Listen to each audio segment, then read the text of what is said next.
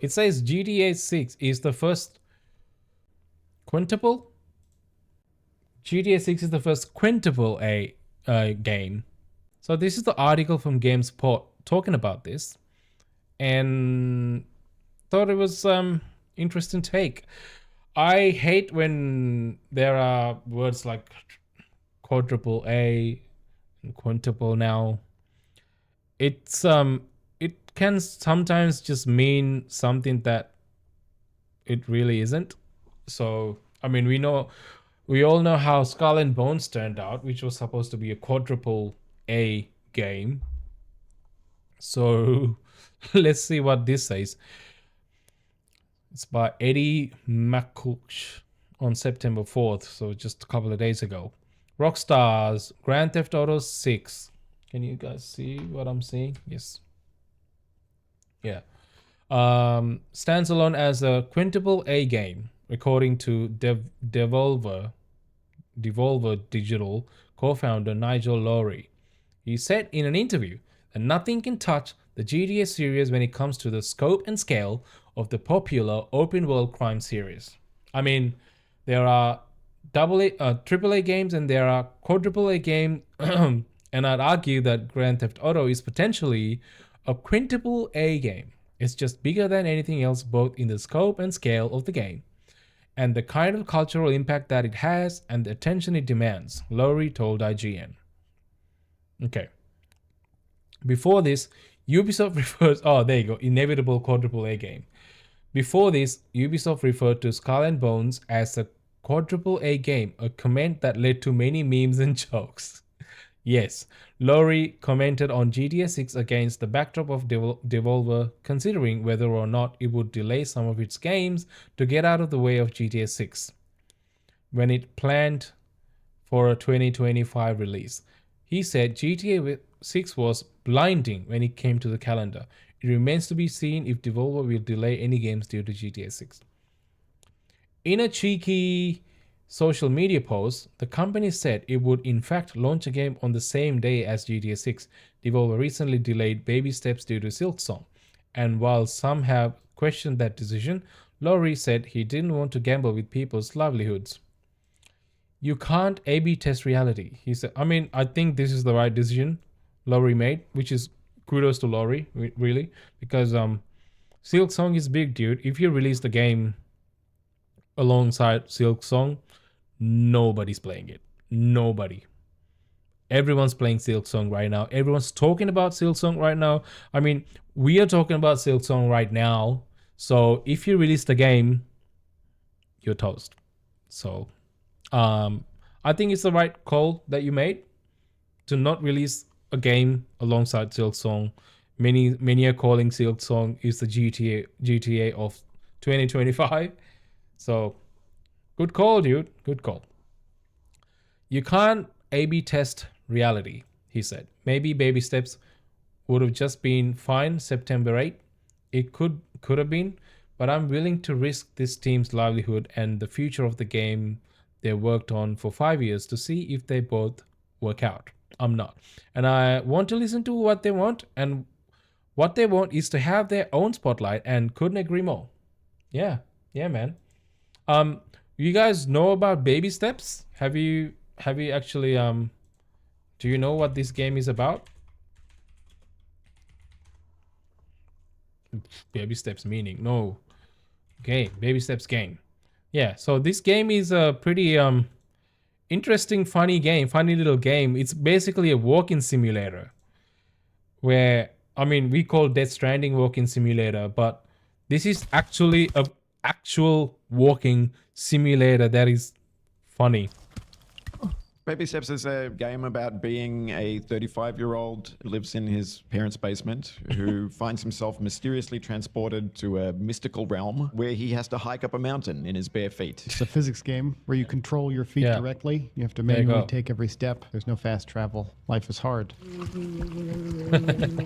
There's an arc to playing the game where you maybe for a moment you're challenged and you're sweating and you're leaning forward, and then you're leaning back and you're relaxed, and then maybe there's something kind of funny at the end of that as well, and there's kind of like a ebb and flow to the experience.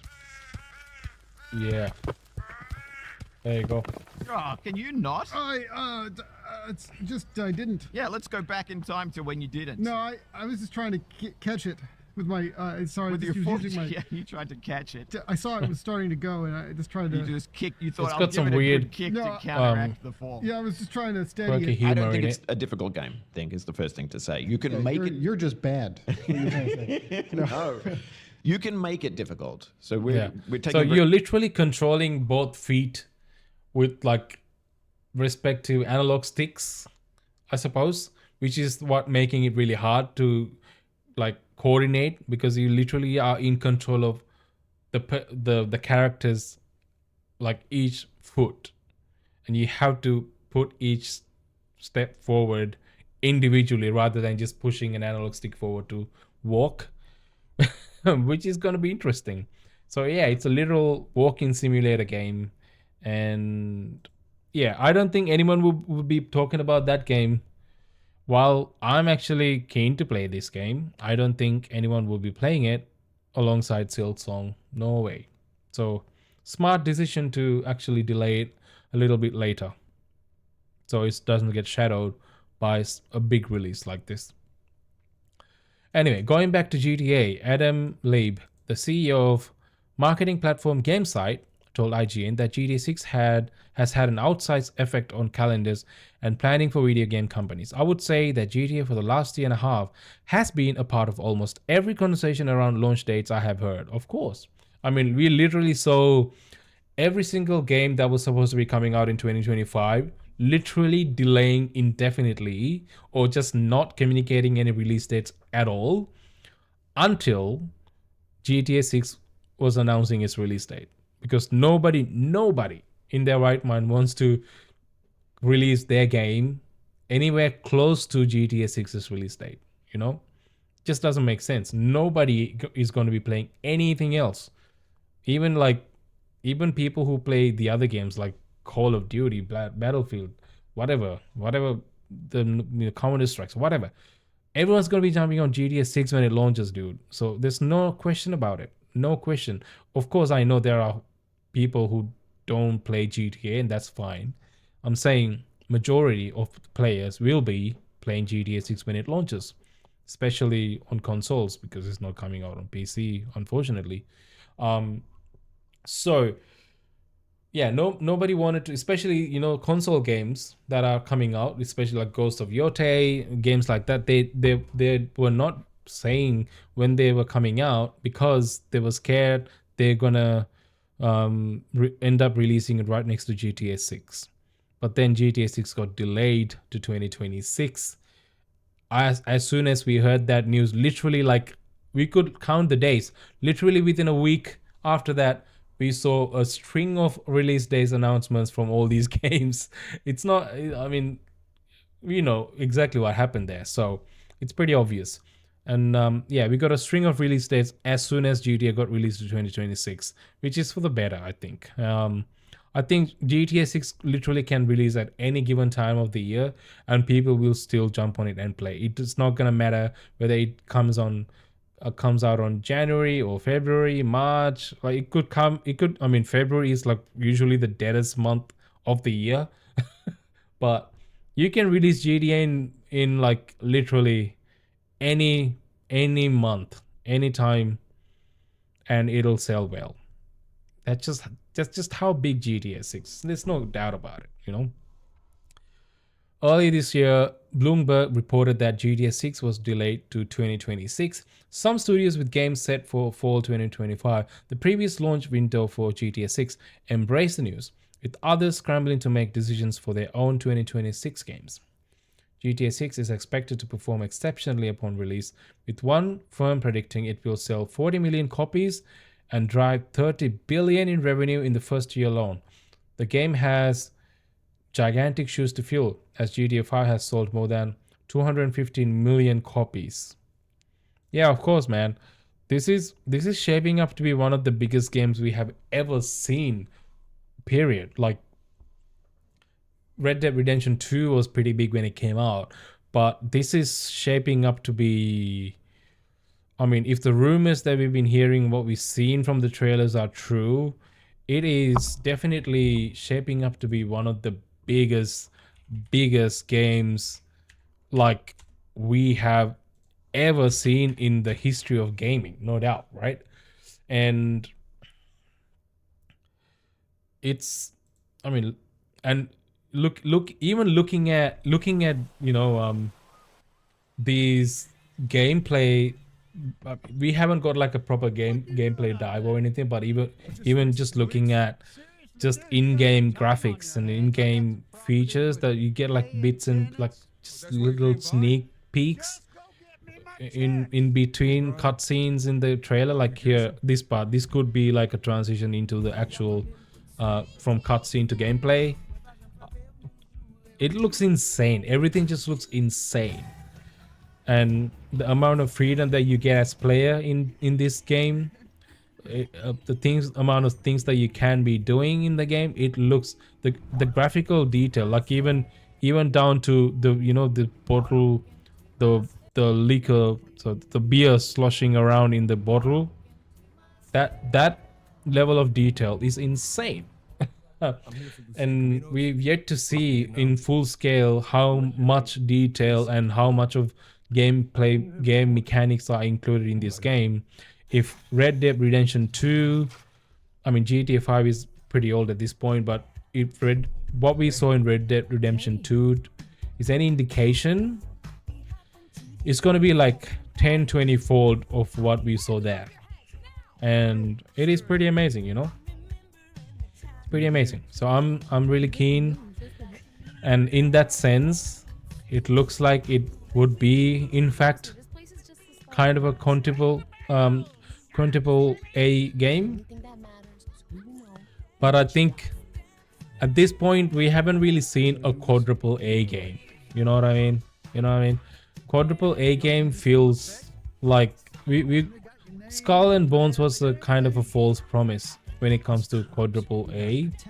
So I don't know what Quintuple-A and what it's supposed to look like, but this is definitely a step above your normal AAA.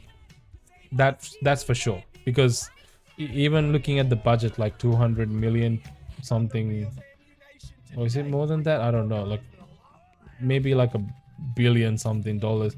They spent so much money making this game, so much time making this game. Rockstar is pretty much the only company at this point in time who makes games this way, They're not in the business of putting out yearly annual games. They're not in the business of putting out, half-baked games. Whenever they put out a game, it's literally like once every decade, and it's the best one, They kind of have the monopoly on their system right now. So I think, yeah, having a budget like Grand Theft Auto 6 and being able to make it the way they do, I don't think anyone else can come close to how they operate. And yeah, I think it's definitely a step above what you normally see as a AAA game, which is pretty much everything else at this point. And I think it's safe to say this is a Quadruple-A game. You can maybe call it a Quadruple-A because it's a step above AAA, right? Not sure about the term Quintuple-A though. I think that's a bit of an exaggeration at this point. But yeah, I get what they mean by this. Lowrie calling it a Quintuple-A, because it is definitely having a lot of impact, both culturally as well. Because I know when this game launches, no doubt that the whole world is gonna take a hit in terms of like work efficiency. I can't talk. I think on the day this releases, or like around the day when it releases, like right on the day and then couple of days after, I think there will be a lot of annual leave. There will be a lot of sick calls. People will be chucking sickies everywhere, all over the world, globally. The whole world is going to take a hit in terms of efficiency at work during those days. and we're gonna feel it 100%. It's gonna happen, and we'll see it unfold in May 2026 when this finally comes out. It'll be interesting, dude. It'll be interesting for sure. I'm actually very, very keen to see how that pans out, you know.